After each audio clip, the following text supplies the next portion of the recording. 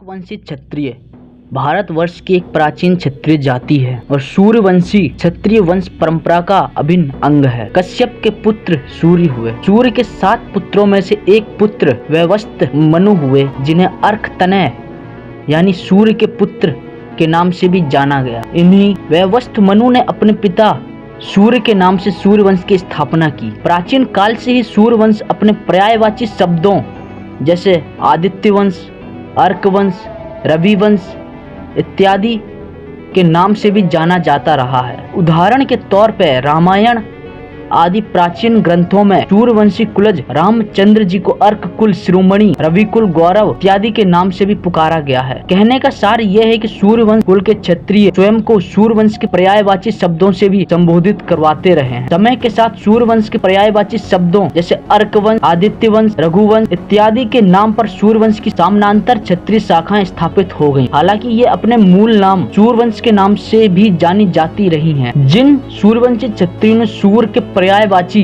शब्द अर्क के नाम से अपनी पहचान स्थापित की, वे ही कालांतर में अर्कवंशी क्षत्रिय कहलाए। अर्कवंशी क्षत्रिय वास्तव में सूर्यवंशी क्षत्रिय थे, जो अपने कुल देवता सूर्य को उनके अर्क रूप में पूजते रहे।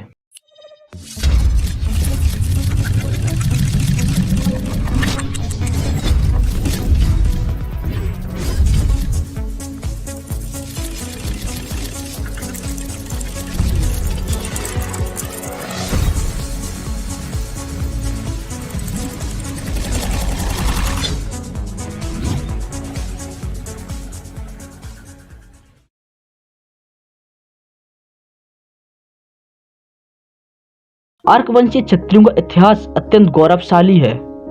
अर्कवंश का इतिहास सूर्यवंश के इतिहास का अभिन्न हिस्सा है और अर्कवंश के इतिहास को सूर्यवंश के इतिहास से अलग नहीं ठहराया जा सकता है। अर्कवंश के महानुभावों में भगवान श्री रामचंद्र जी, अर्कबंधु गौतम बुद्ध जी, महाराज तक्षक, सम्राट प्रघोत, सम्राट बालार्क, सम्राट नंदीवर्धन आदि प्रमुख थे। वनवास को जाने से पहले भगवान श्री रामचंद्र जी ने स्क्रीन पे दिख रहे निम्न मंत्र का उच्चारण करके अपने कुल देवता सूर्य देव का आवाहन किया था। लंका जाने हेतु समुद्र पर विशाल सेतु बांधने से पहले श्री राम ने समुद्र तट पर शिवलिंग स्थापित करके भगवान शिव की आराधना की थी और उनका आशीर्वाद प्राप्त किया था। इस घटना के बाद सूर्य उपासक अर्कवंशी क्षत्रियों में शिव उपासना का प्रचलन भी बढ़ गया था। प्राचीन काल से मध्य काल तक अर्कवंशी क्षत्रियों ने अवध के एक विशाल हिस्से जैसे सांडीला, मलिहाबाद, खागा, अहाय, फतेहपुर, पडरी, उन्नाव, साठ, सलेमपुर, कानपुर, सिंगरूर, इलाहाबाद, अरखा, रायबरेली इत्यादि पर अपना प्रभुत्व कायम रखा। कहा जाता है कि अर्कवंशी क्षत्रिय एक समय इतने सशक्त थे कि उन्होंने आर्यवर्त में दशाश्वमेध यज्ञ करवाकर अपनी शक्ति प्रदर्शित की थी और किसी भी तत्कालीन राजवंश में उन्हें ललकारने की हिम्मत नहीं हुई। फतेहपुर अहाय में अर्कवंशी क्षत्रियों द्वारा निर्मित एक प्राचीन दुर्ग आज भी खंडर के रूप में मौजूद है और आज भी इस दुर्ग का पत्थर अर्कवंशी क्षत्रियों की गौरवशाली गाथा सुना रहा है।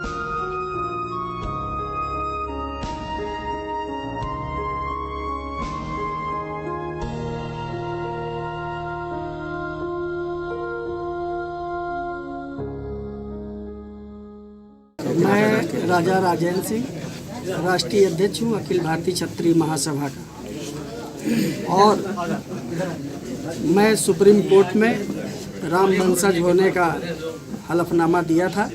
जब माननीय सुप्रीम कोर्ट ने पूछा था कि इस पृथ्वी पर कोई भी राम के वंशज हैं या नहीं है,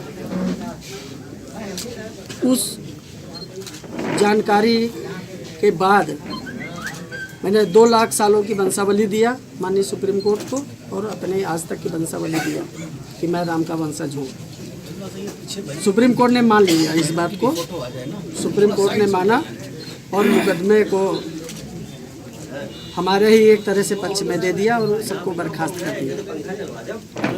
सभी व्यक्तियों का दावेदारी खत्म हो करके भगवान राम के नाम से उस जमीन को माना सुप्रीम कोर्ट ने कि राम जन्मस्थली है और राम जन्मस्थली है तो इसलिए राम के वंशजों की वो आधिपत्य में है। जितने भी कुछ विडंबनाओं के साथ, विडंबनाओं के कारण, मजबूरी के कारण क्षत्रिय कुल के लोग बिछड़ गए। कुछ आतंकियों के दबाव में, आतंकियों के मजबूरी करा करके या दबाव डाल करके दूरी बना दिया, या कुछ चालाक लोगों ने हमारे से क्षत्रियों को कमज़ोर करने की चाल में क्षत्रियों से उनको अलग करके किसी को कह दिया तुम सूर्यवंशी हो, किसी को कह दिया तुम अर्कवंशी हो, किसी को तुमने कह दिया खंगार हो, किसी को कह दिया भंडार हो।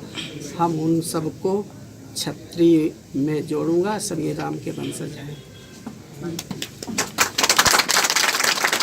महाराजा त्रिलोचन अवध के भी राजा थे, उनका मैं वंशज हूँ, और उनका ये काम था कि सभी को क्षत्रिय कुल में उन्होंने जोड़ा। कोई कठवैसा बनाया, किसी को कुछ बनाया, किसी को कुछ बनाया, सबको क्षत्रिय बनाया। तो मैं भी अपना जब थोड़ा जीवन मेरा बचा हुआ है, इस जीवन में जितने बिछड़े हुए क्षत्रिय हैं, मैं सबको एक करके ही परलोक जाऊंगा। भाइयों, अगर जानकारी पसंद आई हो तो वीडियो को लाइक कर चैनल को सब्सक्राइब जरूर करें, ताकि आपको चैनल की हर नई अपडेट्स मिलती रहे।